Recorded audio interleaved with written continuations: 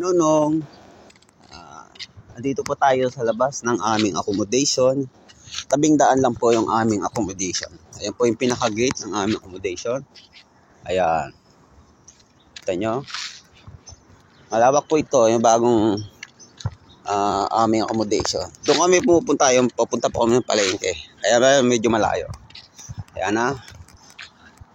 Iikot ko po kayo pagtapos po natin ipakita ang aming accommodation dito. Pagpasok po muna ng gate, bubungad na po sa inyo ang aming kwarto. Yan. Ayan, isang ano yan, ang boss namin, Boss Junmar Tingal Taldo ng Cebu, Toledo. Ayan. Dito po muna tayo sa atin, ha. Pakita po. Pakita natin kagwapo niya. Yan. Ya. Pagbuhat po ng gate, dito lang po kami. Ito lang po kami. Punta po kami dito sa aming, ayan, itong aming kwarto. Ayan, nakita niyo si Boss Tuper ng Lapu-Lapu. Yan. Taga Cebu yan. Yan. Ito po yung aming kwarto ngayong bago, ha. Kita nyo? Ito yung aming kwarto sa baba. Boss Junmar, si Boss Sunny. Dito si Foreman, yung inabutan namin dito. Foreman Edwin na taga Bulacan. Punta naman tayo para pakita ko sa inyo lahat ang lugar namin. Pag-alit po rito sa aming kwarto, nakikita nyo po, ayan, halos lahat po may mga laman na. Marami na rin po. Ito pong nakasara na to, dito po yung kitchen, kaya lang po hindi pa gawa, kaya sinarado muna. Meron na rin po dyan mga preset, 3 piraso. Galing naman dito sa kitchen ay sa aming kwarto. Ito lang po ang CR. Kita nyo yung CR. 2, 3, 4, 5, 6, 7, 8, 12 yung CR. Yeah? At yung sa CR, dito naman po yung hugasan. At dito na rin kami naglalaba. Ayan lang po ang aming tabing ano lang po kami lahat. At pag dito sa likod, makikita nyo naman, ayan, dyan lang po yan, hanggang dyan lang. Siguro mga wala pang 20 kwarto yan. At ito na rin po ang aking ginawang taniman, bagong taniman, para po makakain na naman po ulit tayo ng mga sariwang gulay. Ito pong kamatis, kinuha ko po yun doon sa likod, sa may labas, kasi nandun lang naman po sa gilid, kaya kinuha ko na at nilagay ko na po dyan. Hindi po tayo nakakapagtanim ng iba dahil wala po tayong ilalagay ng mga tanim. Pero pag nakasahod kami at makababa kami ng city, mamimili po ako ng mga talbos para po mailagay dyan. Madali lang naman po gawin kasi kinayas ko lang po yung mga graba. Ayan, ginanya ko lang. Hindi na po natin lalagyan ng hollow blocks kasi wala po tayong makakuha. Kaya okay na po yan, ha. Mamaya po nga po niikot ko po kayo dito sa paikot ng aming accommodation. Bye bye mga kabano. Tingnan nyo muna ang aking kaibigan, si Boss Junmar Taldo. Ayan, taga Toledo. Mga kabano, tayo lalabas, ha. At ating pong isi-share sa inyo ang aming current accommodation na paikot. Dahil nung kanina ay ating pong yung aming loob. Ngayon dito tayo sa labas yan. Ito po, ayan, pagpunta mo po doon, highway po yan.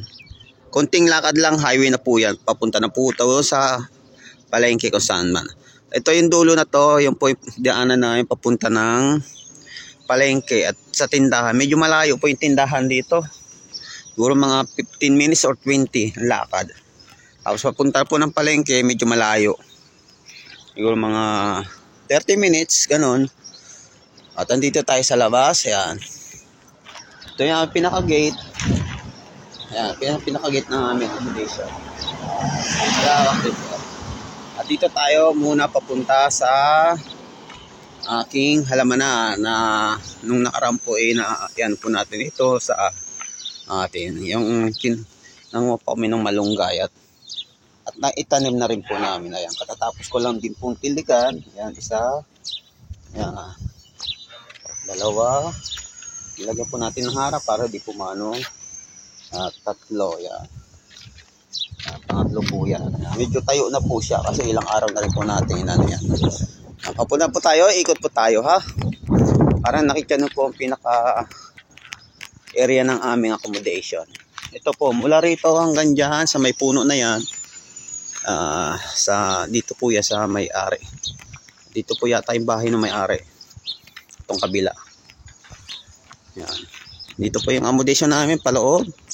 Dito po tayo sa, ayan, yung bahay po ng may-ari yan. Tayo iikot ha, para makita nyo ang ating paikot ng aming lugar. Alin po rito. Yan. Kita nyo po yung kanto na yan. Ayan. Dito po tayo sa kanto. Papunta po tayo dyan.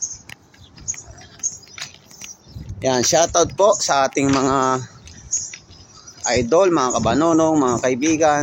Yan. Mega shoutout sa inyo. Ito pa yung pinakadulo ng accommodation namin. Ayan. Ito yung may pintura. Kasi ito hindi ko lang po alam kung sa kanila pa or hindi. Ayan. Ayan po yung pinakalikod ng accommodation namin. Dito tayo.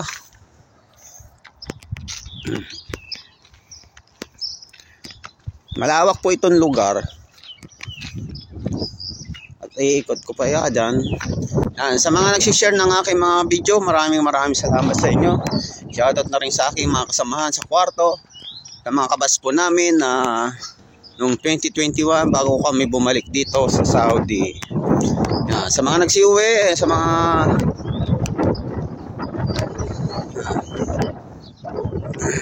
yan, dito tayo marami yan. Puro ano yan, puro bloke po dito.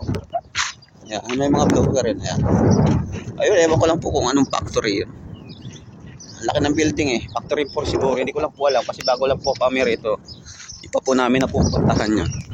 Dito lang po muna kami sa pinaka ikot ng aming yan. Ayan, yan ang aming accommodation. Dito tayo ha. Kita nyo, ang lawak ng lugar. Okay po rito kasi iilan lang po kami. At saka nakakapag-ikot-ikot ka. Di tulad doon sa dati mo namin sa accommodation namin sa Riyadh, doon ka lang mismo sa kampo. Medyo makakapag-ikot ka rin naman, kaya lang siyempre hindi mo na kasi malayo. Yung paglabas mo nga lang ng kampo, medyo malayo na doon sa room nyo. Mag-ikot ka pa.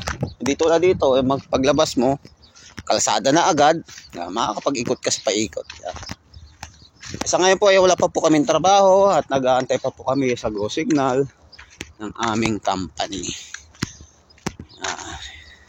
Shoutout nga pala kay Sir Mark at Sir Martin na dating kasama namin na ngayon nasa iba't ibang kumpanya na. Yan.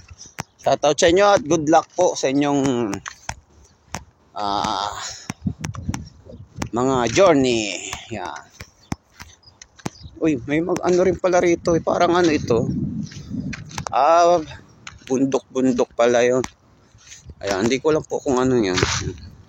Tingnan nyo. Bundok. O baka mga parang gravel lines sa atin. Ayan. Dito na po tayo. Doon po tayo sa pinaka ng poste na yon. Dito naman tayo. At doon na pabalik na po tayo sa kabila.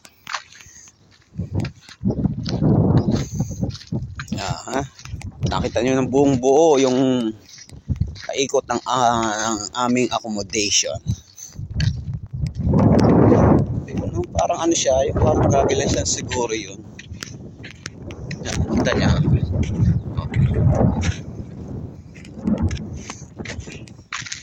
Yan, shoutout na lang po sa inyo lahat. Kung hindi ko pa yung mga shoutout, pasensya na dahil sa napakarami naman po ninyo.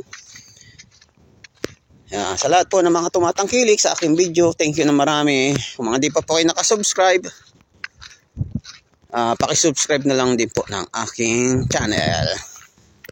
Sa mga hindi po nakapollow, paki-follow po ng aking page para updated po kayo sa aking mga susunod na mga video, mga kabanonong. Yan. Angkat po ito ha, angkat po itong pag-ikot ng atin para makita nyo talaga. Yan. Puro bakante pa po ito. Dati siguro itong parang ganyan din ang accommodation, kaya lang wala nang nangungupahan, kaya na giniba na. Puro hollow blocks na lang yung nakatayo. Ito na po yung pinaka highway rito sa malapit sa aming accommodation.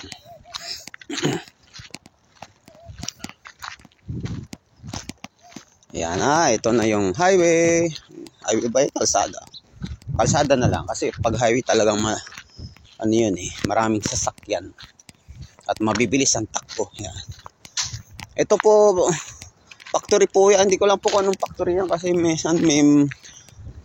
trailer dyan na mga parada. Hindi ko lang po alam kung anong factory yan. Dito na po tayo. Andito na po tayo kanina yung inano ng ating tanim. Yan. Yung may tao na yon. Pabalik na po tayo sa ating accommodation mga kabanonong.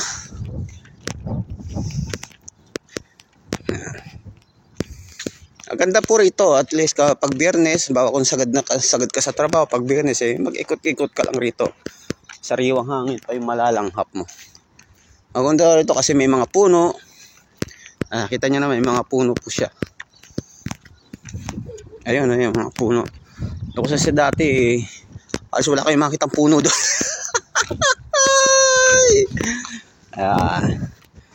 Dito, okay pa yung lugar.